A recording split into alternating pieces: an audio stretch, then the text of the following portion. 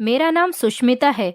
आज मैं आपको अपनी ज़िंदगी में होने वाले ऐसे किस्से के बारे में सुनाने जा रही हूँ, जिसको सुनकर आपके रोंगटे खड़े हो जाएंगे। मेरे माता पिता मर चुके थे। मैं बहुत सीधी साधी लड़की थी। हम 3 बहनों का इकलौता भाई था और हम 3 बहनें थे। हम तीनों बहनों का खर्च हमारे भैया उठाया करते थे। जबकि भैया की शादी हो चुकी थी, जिंदगी बस ठीक ठाक ही गुजर रही थी। भैया अपनी पत्नी के कहने में आकर हमारी ख्वाहिशों को ज़्यादा पूरा नहीं किया करते थे। वो हमेशा भाभी के कहने में ही रहते थे। मुझे बाजार की चटपटी मसालेदार चीज़ों का बड़ा शौक था, लेकिन हमें तो वही घर की रूखी सूखी दाल सब्जी ही खाने को मिलती थी। कभी कभी मेरी छोटी बहन भाभी से कह दिया करती थी कि भाभी, कभी तो कुछ अच्छा खाने के लिए बना लिया करो। भाभी कहती थी कि मेरे पति के सर पर तुम 3 बहनों का बोझ है। एक बहन की वो शादी कर चुका है, अभी तुम और बाकी रह गई हो। ये तुम्हारे बाप की कमाई नहीं है जो तुम्हारी मर्जी का खाना बना करे। जो मिल रहा है चुपचाप खा लो। मेरी बहन ही खामोश हो जाया करती थी, लेकिन मैंने कभी अपने भैया भाभी से कोई शिकायत नहीं की थी। मैं 18 साल की हो गई थी तो मेरे लिए एक रिश्ता आया। मेरे भैया को वो रिश्ता पसंद आ गया और जल्द से जल्द उन्होंने मेरी शादी कर दी। मेरे ससुराल में मेरे सास ससुर नहीं थे। मेरे पति के माता पिता मर चुके थे। सिर्फ मेरे पति का एक छोटा भाई था। मेरे पति का नाम दिवाकर था और मेरे देवर का नाम सौरभ था। दोनों भाइयों की शादी एक साथ एक दिन ही हुई थी। मेरे ससुराल में ये दोनों भाई जब से उनकी माँ का देहांत हुआ था, मार्केट से ही खाना लेकर आते थे। लोगों ने उन्हें राय दी कि तुम दोनों जवान हो तो तुम अपनी शादी करके अपनी पत्नियों को घर लेकर आओगे तो वो तुम्हें अच्छा अच्छा और टेस्टी टेस्टी खाना बनाकर खिलाएंगी, जिसकी वजह से तुम्हारे घर में कोई परेशानी भी नहीं रहेगी। महंगाई ज़्यादा बढ़ गई है, इसीलिए दोनों भाइयों ने सोचा कि हम दोनों भाई एक ही दिन अपनी शादी कर लेते हैं। मेरा देवर जिस लड़की से प्यार करता था, उसकी शादी उसके साथ ही हो गई। मेरी देवरानी मेरे देवर की उम्र की ही थी और मेरी देवरानी की उम्र भी 25 साल ही थी, जबकि मेरे पति की उम्र 35 साल थी। मेरे पति मुझसे उम्र में काफ़ी बड़े थे, क्योंकि मेरी उम्र तो अभी सिर्फ 18 साल ही थी। शादी होने के बाद 2 बहुएं एक साथ घर में आ गईं। मेरे पति अपने छोटे भाई से बहुत प्यार किया करते थे। जैसा वो कहता था वो वही किया करते थे, और वो उन्हीं लोगों में से थे जो बिल्कुल अपने भाई के खिलाफ एक बात भी नहीं सुन सकते। मुझे ये बात पहले ही बता दी गई थी कि दिवाकर अपने छोटे भाई को बहुत अहमियत देता है, क्योंकि माता पिता के मर जाने के बाद उसने ही अपने भाई सौरभ का ख्याल रखा था। इसलिए वो अपने छोटे भाई से बहुत ज़्यादा प्यार करता है। मुझे इस बात से कोई दिक्कत नहीं थी, क्योंकि दोनों भाइयों में प्यार होना बहुत अच्छी बात थी, क्योंकि बहन भाइयों में आपस में प्यार होना बहुत ज़रूरी होता है। मेरी बहन की शादी एक भरे हुए ससुराल में हुई थी। उसके ससुराल में सास ससुर और जेठ देवर और कुंवारी नंदी भी मौजूद थीं। इतने बड़े परिवार का खाना मेरी बहन अकेले ही बनाती थी और सारा काम खुद ही करती थी। मेरी शादी पर मेरी बहन मुझसे कह रही थी कि तुम तो बहुत खुशनसीब हो जिसे इतनी अच्छी ससुराल मिली है। तुम्हारी ससुराल में तुम सिर्फ तुम्हारे देवर और पति के अलावा कोई नहीं। तुम्हारी जिंदगी मेरी तरह तो नहीं गुजरेगी, बल्कि बहुत अच्छी और खुशी खुशी गुजरेगी। मेरी शादी तो भैया ने इतने बड़े परिवार में कर दी है, जहाँ पर मैं तंग आ गई हूँ। मैं भी इस बात को दिमाग से सोचती थी तो अपने आप को खुशनसीब समझती थी और सोचती थी कि मेरी बहन बिल्कुल ठीक कह रही है। शादी के 10 दिन तक तो जिंदगी बहुत अच्छी गुजर रही थी, लेकिन मेरी देवरानी बहुत चालाक थी, जबकि मैं उसकी जेठानी थी। मुझे उस पर हुक्म चलाना चाहिए था, लेकिन वो तो उल्टा मुझ पर ही हुक्म चलाती थी। मेरी छोटी छोटी गलतियों को पकड़ती थी। वो बड़ी अजीब सी थी। उसने मुझे हर तरह से तंग करना शुरू कर दिया था। मेरा देवर भी अपनी पत्नी का ही साथ दिया करता था। उसकी पत्नी सारा सारा दिन आराम करती थी और मैं घर का काम किया करती थी। मैं चाहकर भी अपनी देवरानी से कुछ नहीं कह सकती थी, क्योंकि मुझे पता था कि मेरे यहाँ पर ज़्यादा बोलने से मेरे पति को या फिर मेरे देवर को मेरी किसी बात पर यकीन नहीं आएगा। मेरी देवरानी इतनी चालाक थी कि अपने पति और जेठ के घर आते ही घर के कामों में लग जाती थी और उनके पीछे एक काम को हाथ नहीं लगाती थी। मेरी देवरानी उम्र में मुझसे ज़्यादा बड़ी थी, इसलिए मेरे साथ इतनी चालाकी दिखाती थी। वो मेरे साथ बिल्कुल मेरी सास बनना चाहती थी। मुझे लगता था कि अगर मेरी सास जिंदा होती तो शायद इसके जैसे ही मेरे ऊपर हुक्म चलाती, लेकिन मैंने देख लिया था कि मेरा देवर भी कुछ कम नहीं है। वो अपनी पत्नी को जब काम करते हुए देखता है तो मुझे डांटता है, भाभी आपको शर्म नहीं आती मेरी पत्नी से घर का इतना सारा काम करवाते हुए? आप बड़ी हो, घर के सारे काम करने की जिम्मेदारी आपकी है। मैं जब भी घर में आता हूँ मुझे मेरी पत्नी ही काम करती हुई दिखाई देती है। आप भी कुछ करती हो या नहीं? मैं अपने देवर से कुछ नहीं कह सकती थी, क्योंकि अगर मेरे कुछ कहने पर उसने मेरे पति से शिकायत कर दी तो वो मुझसे नाराज हो जाएंगे। बस इसी बात का ख्याल करते हुए मैं अपने देवर को पलटकर कभी भी जवाब नहीं देती थी। मेरे पति का काम तो ऐसा था कि वो ज्यादातर घर से बाहर रहते थे। जब वो काम से घर वापस लौटते थे तो कभी कभी मैं उनसे अपनी देवरानी के बारे में कोई बात कह भी देती थी तो वो मुझे बहुत बातें सुनाते थे कि पहले ही मैं थक हार कर घर आया हूँ और घर आकर तुम्हारी भी बातें सुनूं। अब मैंने अपने पति से इस बारे में कोई बात करनी ही छोड़ दी थी। मेरी जिंदगी तो शादी के बाद में और भी ज्यादा खराब हो गई थी। एक दिन मेरे पति और देवर की छुट्टी थी। मेरी देवरानी लगातार मेरे साथ काम में हाथ बटा रही थी। दोनों भाई किसी काम से बाहर गए हुए थे। मेरी देवरानी स्टोर रूम की सफाई करने के लिए चली गई थी और मैं अपने कमरे की सफाई कर रही थी। लेकिन मेरी देवरानी को सफाई करते हुए आधा घंटा हो गया था। वो अभी तक स्टोर रूम से बाहर नहीं आई थी। तभी मेरे पति और देवर भी घर में आ गए। जब मेरे देवर की नज़र स्टोर रूम की तरफ पड़ी तो मेरी देवरानी स्टोर रूम में बेहोश पड़ी हुई थी। हम सब लोग उसको बेहोश देखकर घबरा गए थे। उसे देखकर लगता था कि उसकी जान निकल चुकी है। हम तीनों जल्दी से उसे अस्पताल लेकर गए। डॉक्टर ने कहा, आप तो पहले ही इन्हें मार कर ला चुके हो। यहाँ आने से पहले ही ये मर चुकी है। हम इन्हें नहीं बचा सके। पता चला कि मेरी देवरानी को करंट ने पकड़ लिया था, इस वजह से उसकी मौत हो गई। घर में ही मुझे उसके मरने की खबर नहीं हुई थी और ना ही करंट लगने से उसकी कोई आवाज़ निकली थी। शायद उसकी मौत इसी तरह से आनी थी। घर में एक अजीब तरह का कोहराम मच गया था। अफसोस मुझे भी बहुत हो रहा था। मेरी देवरानी इस दुनिया से चली गई थी। मेरे देवर को अपनी पत्नी की मौत का बहुत बड़ा झटका लगा था। अब मैं अपने घर पर अकेली रह गई थी। मेरे पति और देवर काम पर जाते थे। धीरे धीरे सब अपने रूटीन पर वापस आ गए। मेरा देवर भी काफ़ी हद तक संभल चुका था। मेरे देवर का काम हल्का चल रहा था, इस वजह से वो ज़्यादातर घर में ही रहता था। मैं सोचती थी कि चलो अच्छा है, मैं भी घर में अकेली रहती हूँ। मुझे अकेले घर में डर लगता था, क्योंकि जब से मेरी शादी हुई थी मेरी देवरानी मेरे साथ घर में होती थी। अब जब से उसकी मौत हुई है तो मुझे अकेला घर काट खाने को दौड़ता है। मेरा देवर काफ़ी टाइम से अपने काम पर नहीं जा रहा था। कभी कभी किसी दिन 1-2 घंटे के लिए चला जाता था। एक दिन मैं किचन में खड़ी हुई खाना बना रही थी। तभी मुझे अचानक ऐसा लगा जैसे मेरे पीछे कोई खड़ा हुआ है। जब मैंने पलटकर देखा तो वो मेरा देवर था। मैंने कहा, हाँ बोलो सौरभ, क्या तुम्हें कुछ चाहिए? कोई काम है तो बताओ। तो उसने मेरी तरफ जूस का ग्लास बढ़ाया और कहने लगा, भाभी आप कितनी देर से काम कर रही हो, मैं आपको देख रहा हूँ। मैं आपके लिए बाजार से जाकर मौसमी का जूस लेकर आया हूँ। जिस दिन से मेरी पत्नी मरी है सारे काम का लोड आपके ऊपर आ गया है। मेरी पत्नी तो इस दुनिया से जा चुकी है। मैं नहीं चाहता कि इस घर का काम करते करते आप भी इस दुनिया से चली जाओ। भाभी आप अपना ख्याल रखा करो। आप पर तो अब धीरे धीरे जवानी चढ़ रही है। अब तो आप और भी ज़्यादा खूबसूरत होती चली जा रही हो, लेकिन आपकी खूबसूरती को इस घर के कामों ने दबाकर रखा हुआ है। लो ये जूस पी लो। मुझे बड़ी हैरत हो रही थी अपने देवर की बातों पर। ये किस तरह की बातें कर रहा था, और हैरानी इस बात पर भी हो रही थी कि मेरे देवर को मेरा इतना ख्याल कब से होने लगा। वो मेरे लिए खुद जाकर बाजार से मौसमी का जूस लेकर आया है। प्यास तो मुझे सच में बहुत लग रही थी, क्योंकि बहुत ज़्यादा गर्मी हो रही थी और मैं अपने अंदर कुछ कमज़ोरी भी महसूस करने लगी थी। जूस के गिलास की तरफ देखा तो मेरा मन उसको पीने का कर रहा था। मैंने अपना हाथ बढ़ाकर जूस का गिलास ले लिया और पी लिया और अपने देवर को थैंक यू बोला।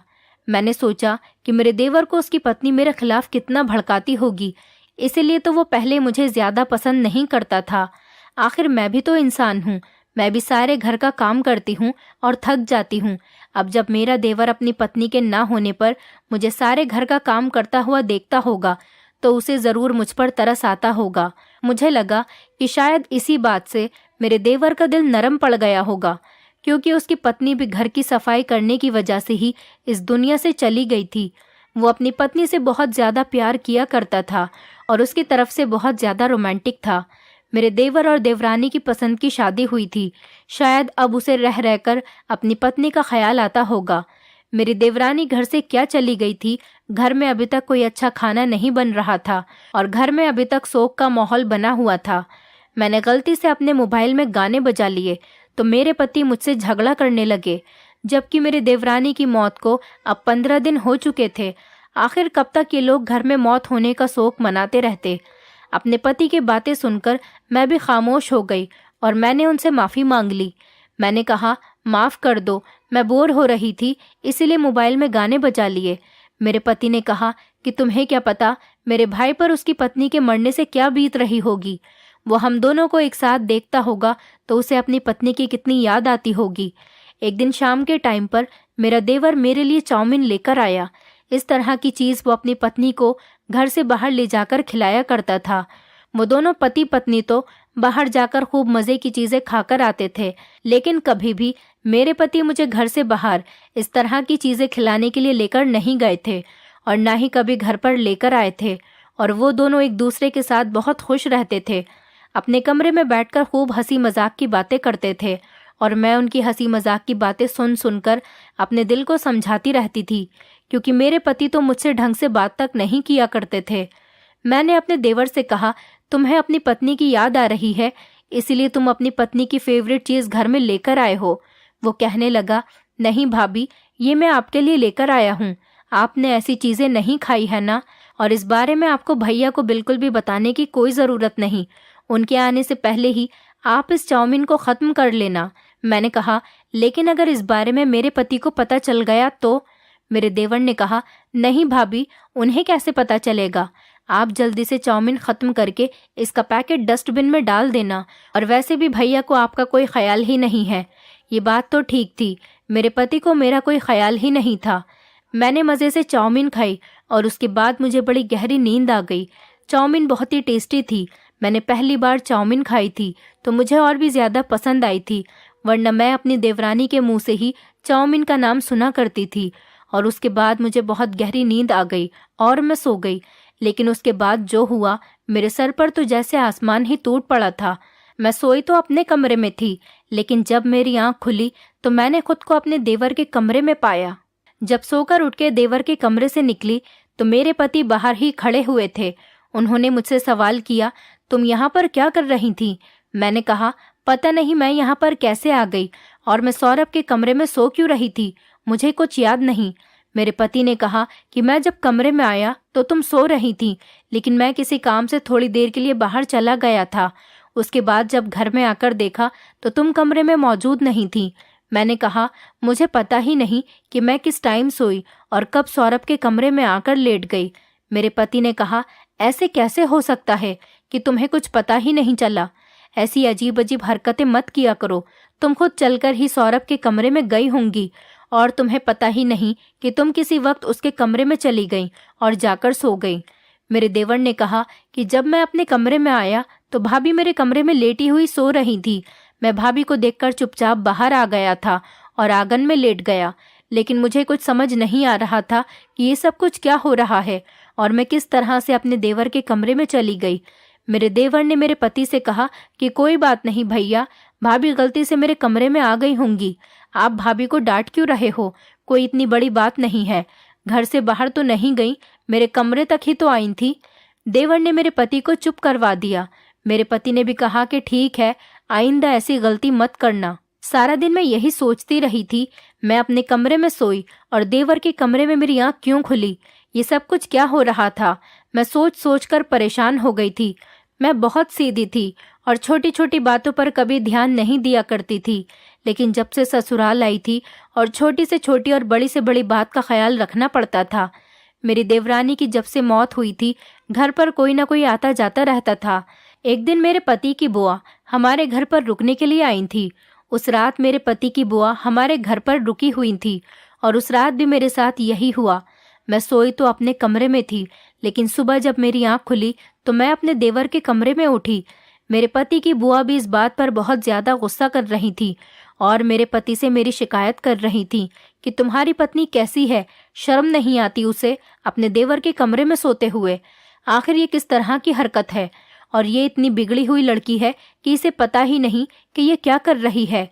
ये अपने देवर के लिए माँ समान है, तो क्या इस तरह उसके कमरे में रात को घुसी चली जाएगी? वो तो शुक्र मनाओ, तुम्हारा भाई बहुत अच्छा है। अगर कोई और होता तो इस पर भी इल्जाम लगा सकता था। मेरे पति ने अपनी बुआ के सामने ही मुझे खूब डांटा और कहने लगे, ये तुम रोज किस तरह की हरकत करने लगी हो? क्यों बार बार मेरे भाई के कमरे में जाती हो? मैंने कहा, आप ये किस तरह की बातें कर रहे हैं? मैं आपके भाई के कमरे में क्यों जाऊंगी? और मुझे वहां पर जाकर क्या मिलेगा? मैं क्या करूंगी वहां पर जाकर? आज तो मुझे खूब याद है, मैं अपने कमरे में ही सोई थी। मेरे पति ने कहा, तो फिर सौरभ के कमरे में क्या कर रही थी? मेरे पति तो मुझ पर बहुत ज्यादा गुस्सा करने लगे थे और मुझसे उन्होंने बात करना भी कम कर दिया था। ना ही उन्हें मेरी किसी बात का ख्याल था। मेरी तबीयत भी खराब होती थी तो वो मुझे डॉक्टर के पास तक नहीं लेकर जाते थे, न मेरे करीब आते थे, न उन्हें मेरी कोई फिक्र होती थी। न जाने वो मुझ पर इतना गुस्सा क्यों करते थे, जबकि मेरी कोई गलती भी नहीं होती थी। मैं बड़ी परेशान थी कि मैं क्या करूं। मेरे पति का बिहेवियर मेरे साथ दिन ब दिन बदलता ही चला जा रहा था।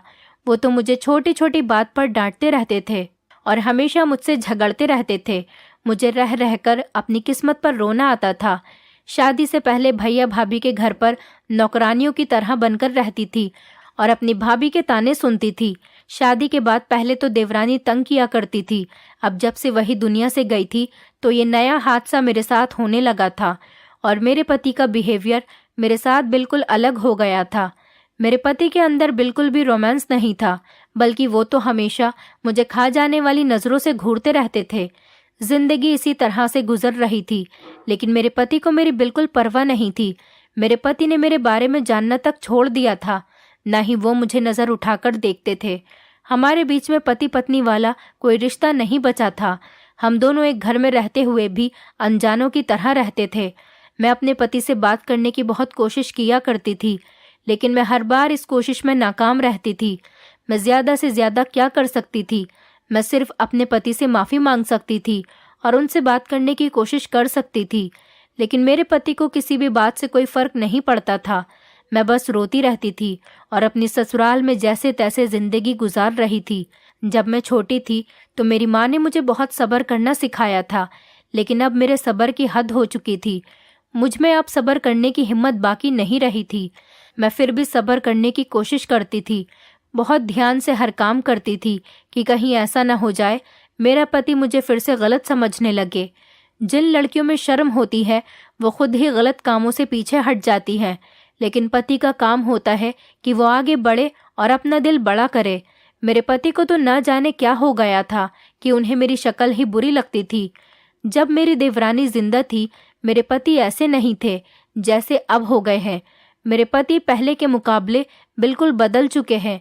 पहले तो थोड़ा बहुत प्यार मोहब्बत जता दिया करते थे, लेकिन अब तो वो मुझसे बात करना तक भूल गए थे। कम से कम मेरे साथ बैठकर खाना खा लिया करते थे और मुझसे एक दो बातें कर लिया करते थे, लेकिन अब तो वो सब कुछ ही भूल गए थे।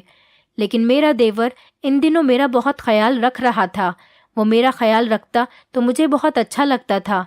मेरे पति की बुआ के सामने भी मेरी खूब बेइज्जती हुई थी। वो भी मुझे बुरा भला कहकर चली गई थी। मेरा देवर रोज शाम को मेरे लिए कोई ना कोई खाने पीने की चीज लेकर आता था। कभी चाउमीन, बर्गर तो कभी मोमोज लाता था। मुझे उसकी लाई हुई ये चीजें बहुत पसंद आती थीं। लेकिन मैंने एक बात नोटिस की थी कि जब भी मैं अपने देवर की लाई हुई कोई भी चीज खाती हूँ तो मुझे बहुत ज्यादा नींद आती थी और उसके बाद मैं अपने देवर के कमरे में मिलती थी और उसके बाद फिर वो आंगन में चारपाई पर सोया करता था। वो कहता था कि मुझे खुले में सोना बहुत अच्छा लगता है, वैसे भी अंदर कमरे में गर्मी लगती है, मैं बाहर ही सो जाया करूंगा। और फिर भाभी जब मेरे कमरे में आ जाती है तो मुझे अच्छा नहीं लगता कमरे के अंदर जाना। मेरे पति ने कहा कि तुम रात को ही अपने कमरे को अंदर से लॉक कर लिया करो, लेकिन मेरे देवर ने कहा कि मेरे कमरे का दरवाजे का लॉक खराब हो गया है। फिर मेरे पति ने ये बात अपने दोस्तों को बताई तो उनके दोस्तों ने उन्हें बताया कि लगता है तुम्हारी पत्नी को नींद में चलने की आदत है या फिर वो किसी दिमागी बीमारी का शिकार हो रही है, क्योंकि तुम्हारे बताने के मुताबिक तुम्हारी पत्नी को याद नहीं रहता कि वो कहाँ पर सोती है।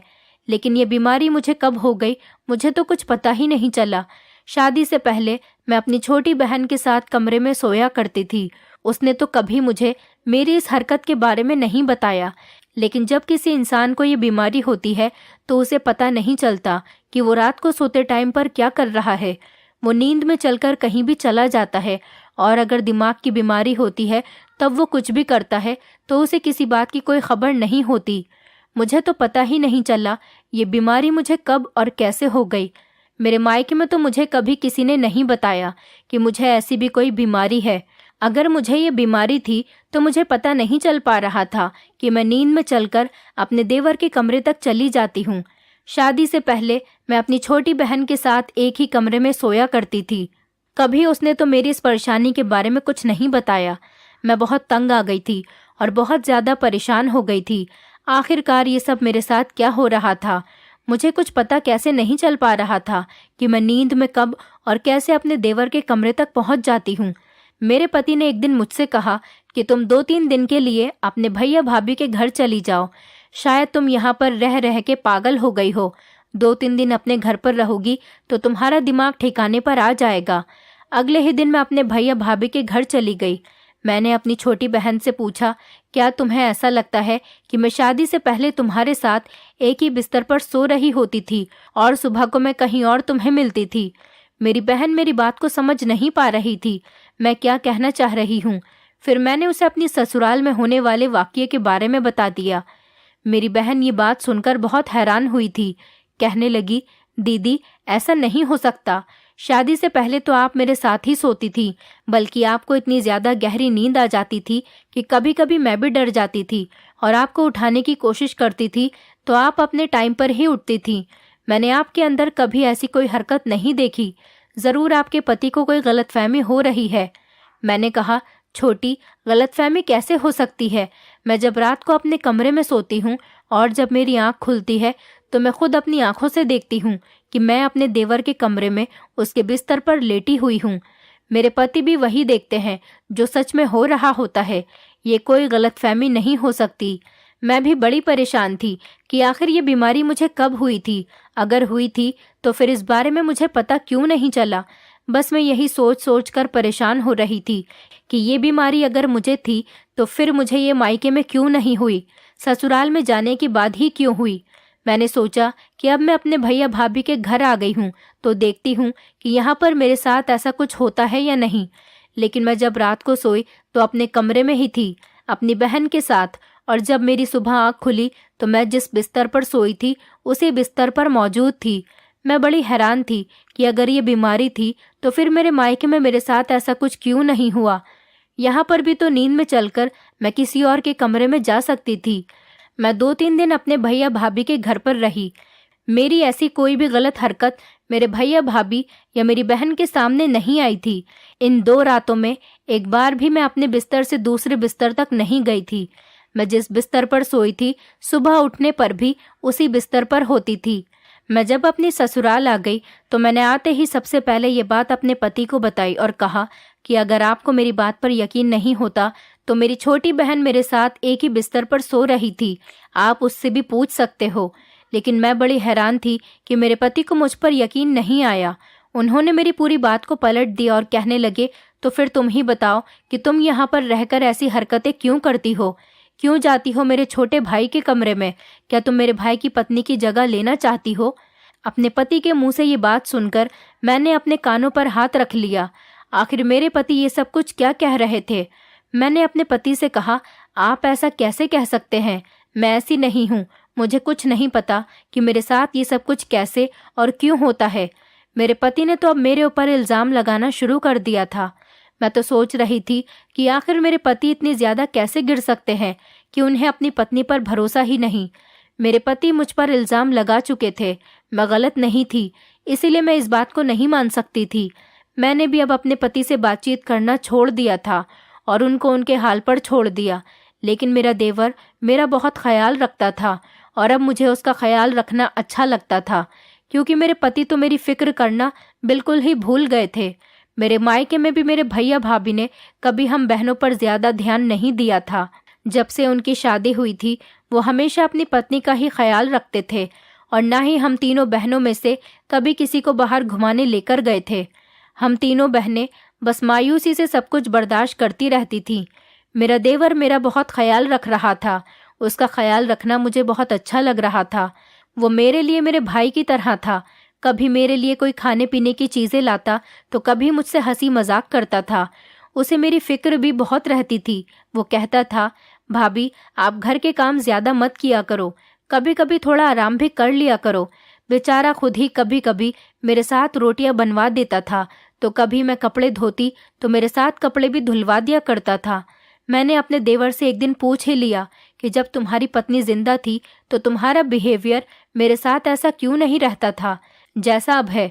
उसने कहा, भाभी आपकी अहमियत मुझे मेरी पत्नी के मरने के बाद पता हुई कि आप कितनी अच्छी हैं और आप कितनी ज़्यादा खूबसूरत और कम उम्र की हैं कि भैया आपके साथ खड़े होकर बिल्कुल भी अच्छे नहीं लगते, जबकि आप तो एक कोहिनूर का हीरा हो जिसकी कदर भैया नहीं करते।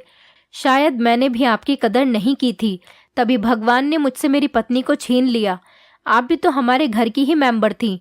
मुझे अब पछतावा होता है कि मुझे आपके साथ अच्छा बिहेवियर करना चाहिए था। मेरी पत्नी कभी कभी मुझे आपके खिलाफ भड़काती रहती थी और मैं उसके भड़कावे में आ जाता था। शायद इसी वजह से मैंने आपकी कदर नहीं की थी और मैं हमेशा आपके साथ गुस्से से बिहेव करता था। मेरी पत्नी बताती थी कि आप घर का कोई काम नहीं करती हैं, सारा दिन मेरी पत्नी ही काम करती है। लेकिन मेरी पत्नी के मरने के बाद पता चला कि आप तो घर का बहुत ज़्यादा काम करती हैं। बल्कि भैया को भी आपकी कदर करनी चाहिए। भैया आपको इस घर में पत्नी बनाकर लाए हैं, नौकरानी नहीं। भैया आपको अपने घर की नौकरानी समझते हैं और आपसे घर का सारा काम करवाते हैं। मुझे आप पर बहुत तरस आता है। मुझे हमेशा आपकी फिक्र लगी रहती है क्योंकि आपकी खूबसूरती इस घर के कामों में छुपकर रह गई है। मुझे बड़ी खुशी होती है आप जैसी खूबसूरत लड़की हमारे घर की बहू बनी है, जबकि मेरी पत्नी आपके मुकाबले कुछ भी नहीं थी और मेरी पत्नी आपके जितना टेस्टी खाना भी नहीं बनाती थी। आप बहुत अच्छी हो भाभी। शायद मेरी पत्नी भी आपके आगे कुछ नहीं थी। मैं आपका हमेशा बहुत ख्याल रखूंगा। मैं भैया को ज़रूर समझाऊंगा कि वो आपकी कदर किया करें। मुझे पता है भैया का बिहेवियर आपके साथ ठीक नहीं रहता, तो हमेशा आपके साथ झगड़ा करते रहते हैं। मैं ज़रूर उन्हें समझाऊंगा, आपको फिक्र करने की कोई ज़रूरत नहीं। अपने देवर से इतनी ज़्यादा तारीफ सुनकर मुझे एक अजीब सी बेचैनी महसूस हो रही थी। मेरी आंखों में आंसू आ गए थे क्योंकि मेरे पति ने आज तक खुलकर मेरी कोई तारीफ नहीं की थी और आज मेरे देवर ने मेरी इतनी ज़्यादा तारीफ कर दी थी कि पहली बार मुझे ऐसा लगा था क्या मैं सच में अच्छी हूँ। मेरे पति से ज़्यादा मेरे देवर को मेरी फिक्र थी। मैं सोच रही थी काश मेरा देवर ही मेरा पति होता। ये बात तो सच थी कि मेरे पति मेरे साथ नहीं जचते थे क्योंकि मैं खूबसूरत थी और कम उम्र की थी। मेरे पति की उम्र में काफ़ी फासला था, जबकि मेरे देवर की उम्र इतनी नहीं थी। मैं अपने देवर के साथ खड़े होकर अच्छी लगती थी, पर कभी मैंने अपने देवर को लेकर अपने मन में कोई गलत ख्यालात पैदा नहीं किए थे क्योंकि जो मेरे पति थे मैं उनसे ही मोहब्बत किया करती थी। मेरे पति ने मुझ पर झूठे इल्ज़ाम लगाए थे। अगर मैं गलत होती तो अपने देवर की इतनी तारीफ का फ़ायदा भी उठा सकती थी। मेरा देवर भी गलत नहीं था, वो मुझे सिर्फ अपनी भाभी ही समझता था और इस वजह से ही मेरा ख्याल रखता था। मैं अपने देवर के सामने बैठकर रो रही थी। मैंने अपनी छोटी बहन के अलावा भैया भाभी को ये बात नहीं बताई थी कि मेरी ज़िंदगी में कितनी परेशानियां चल रही हैं। मेरे भैया ने शादी से पहले ही मुझसे कहा था कि मैं तुम्हारी शादी कर रहा हूँ। तुम्हारी ससुराल में कितनी भी परेशानी हो कभी वापस लौटकर यहाँ पर मत आना।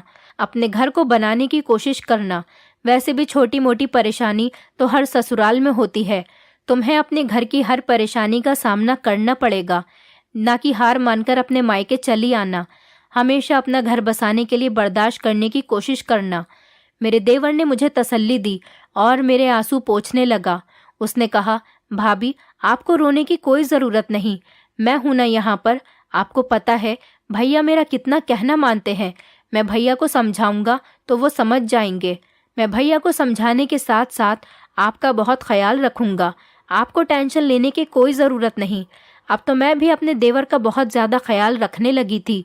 वो काफ़ी दिनों से अपने काम पर नहीं जा रहा था और जब जाता था तो 1-2 घंटे काम करके घर वापस लौट आता था। मैं उसके लिए उसका फेवरेट खाना बनाकर तैयार कर देती थी और वो लौटते हुए मेरे लिए चाउमीन, मोमोज या बर्गर कुछ भी लेकर आ जाता था। उसके बाद मैं चाय बनाती थी और हम दोनों साथ बैठकर चाय पीते थे और खूब हंसी मजाक की बातें भी करते थे।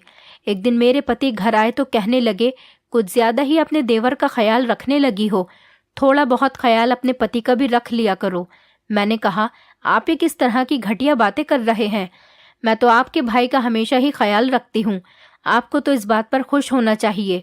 मेरे पति ने कहा, ठीक है, लेकिन थोड़ा ख्याल मेरा भी रख लिया करो, तुम्हें मेरा बिल्कुल ख्याल नहीं। धीरे धीरे दिन गुजरते चले जा रहे थे। मैं बहुत परेशान थी। जो बिहेवियर मेरे देवर का था वो मेरे पति का होना चाहिए था, लेकिन मेरे पति तो मेरे साथ बिल्कुल भी अच्छा बिहेव नहीं करते थे। एक दिन मैं सफाई कर रही थी। सफाई करते करते ही मैं बेहोश हो गई। जब मुझे होश आया तो मेरे करीब डॉक्टर बैठे हुए थे और मेरा चेकअप कर रहे थे। जैसे ही मैं होश में आई और मैंने आंखें खोल कर देखा तो डॉक्टर मुझे बधाई देने लगे और कहने लगे कि कॉन्ग्रेचुलेशंस, आप माँ बनने वाली हो। मैं भी खुश हो गई क्योंकि ये मेरे लिए बहुत खुशी की बात थी। मैं माँ बनने वाली थी। अभी मेरे पति घर पर नहीं थे, लेकिन मेरा देवर इस बात से बहुत खुश हो रहा था और बहुत खुशियाँ मना रहा था। बल्कि वो तो मिठाई का डिब्बा लेकर आ गया था और डॉक्टर को अपने हाथ से खिलाने लगा। मैं भी सोचने लगी कि जब मेरे पति घर आएंगे तो मैं उनको ये खुशखबरी सुना दूंगी, वो भी सुनकर बहुत खुश हो जाएंगे। मेरे देवर ने कहा कि भाभी, अब सब कुछ ठीक हो जाएगा। अगर भगवान ने आपको बेटा दिया तो भैया इस बात से बहुत खुश हो जाएंगे, क्योंकि भैया को लड़के बहुत पसंद है। मैं अपने देवर की इस बात पर हल्की सी मुस्कुरा दी थी। वैसे मैं ये खबर सुनने के बाद बहुत ज़्यादा खुश थी। आस पड़ोस की औरतें भी मुझसे मिलने के लिए और बधाई देने के लिए घर पर आ गई थी। हमारे घर में खुशी का माहौल छा गया था। मेरे देवर ने सारे मोहल्ले में मिठाई बंटवा दी थी। शाम के टाइम पर जब मेरे पति घर पर आए तो उन्हें मोहल्ले के लोगों ने बधाई दी। जब मेरे पति घर पर आए तो कहने लगे, आखिर किस बात की मिठाई बट रही है और किस बात की खुशियां मनाई जा रही हैं। मैंने अपने पति को बताया कि आपके लिए बहुत अच्छी खबर है। मेरे पति कहने लगे, अच्छा, हमारे घर में कोई अच्छी खबर भी हो सकती है? तुम्हारे होते हुए मुझे तो कभी अच्छी खबर की कोई उम्मीद ही नहीं। मेरे देवर ने अपने भैया को गले से लगा लिया और कहने लगा, भैया, आपको बहुत बहुत बधाई हो, आप पापा बनने वाले हो। अब हमारे घर में खुशियां ही खुशियां आने वाली हैं। मुझे लगा कि ये बात सुनकर मेरा पति बहुत खुश होगा, लेकिन ये बात सुनकर तो मेरे पति खामोश हो गए और चुपचाप अपने कमरे में चले गए। ये सब देखकर मैं हैरान रह गई थी और अपने पति के पीछे पीछे कमरे के अंदर चली गई। मैंने कमरे के अंदर जाकर अपने पति से सवाल किया कि आपको खुशी नहीं हुई? तो वो कहने लगे, अच्छा मजाक कर रहे हो तुम लोग। मैंने कहा, आपके साथ कोई मजाक नहीं हो रहा, ये बात सच है। मेरे पति ने कहा, ऐसा नहीं हो सकता, ऐसी कोई बात नहीं है। मैंने कहा, आपको यकीन नहीं होता तो आप डॉक्टर से पूछ सकते हैं। डॉक्टर खुद मेरा चेकअप करके ये खबर सुनाकर गए हैं। आपको इस बात में कोई शक है कि मैं माँ बनने वाली हूँ? मेरे पति ने कहा, तुम झूठ बोल रही हो। वो इस बात से मुकर रहे थे। मेरे पति को इस बात पर यकीन नहीं हो रहा था कि मैं उनके बच्चे की माँ बनने वाली हूँ। मेरे पति का मूड बहुत ज़्यादा खराब हो गया था। वो कैसे बेपरवाह हो सकते थे? उस दिन अपने पति का मूड देखकर मेरी खुशी भी गम में बदल गई थी। मेरा देवर मेरे लिए बाजार से बर्गर लेकर आया। फिर मैंने वो बर्गर नहीं खाया और मैं गुस्से में ही सो गई। मेरा पति घर से बाहर अपने दोस्तों के साथ चला गया था। आज मैंने अपने देवर का दिया हुआ बर्गर नहीं खाया था और उसको ले जाकर फ्रिज में रख दिया था। उसके बाद मैं अपने कमरे में आकर सो गई। लेकिन आज जो मेरे साथ हुआ था, मैं उस पर बहुत हैरान थी, क्योंकि नींद में मुझे ऐसा महसूस हो रहा था जैसे मुझे कोई अपनी गोद में उठाने की कोशिश कर रहा है। मैंने महसूस किया कि ये मेरा देवर है और वो मुझे उठाकर अपने कमरे में ले गया। थोड़ी देर बाद मेरा पति भी कमरे में आकर बैठ गया था। उसने देखा कि मैं हमारे कमरे में मौजूद नहीं थी, बल्कि अपने देवर के कमरे में मौजूद थी। मैं जाग रही थी, लेकिन सोने की एक्टिंग कर रही थी ताकि मेरे देवर को शक न हो कि मैं जाग रही हूँ। मेरा देवर समझ रहा था कि मैं सो रही हूँ। जैसे ही वो मुझे अपने कमरे में लेकर गया और उसने मुझे बेड पर लेटा दिया, फिर उसके बाद जो उसने मेरे साथ करना शुरू किया, मेरे पैरों तले से ज़मीन निकल गई थी। मैंने शोर मचा दिया और खूब ज़ोर ज़ोर से चिल्लाने लगी। मेरे चिल्लाने की आवाज़ सुनकर मेरा पति देवर के कमरे में दौड़ा चला आया। मेरा देवर भी मुझे चिल्लाता हुआ देखकर घबरा गया था और फिर जो सच्चाई सबके सामने आई थी वो मेरे लिए बिल्कुल भी बर्दाश्त करने के काबिल नहीं थी।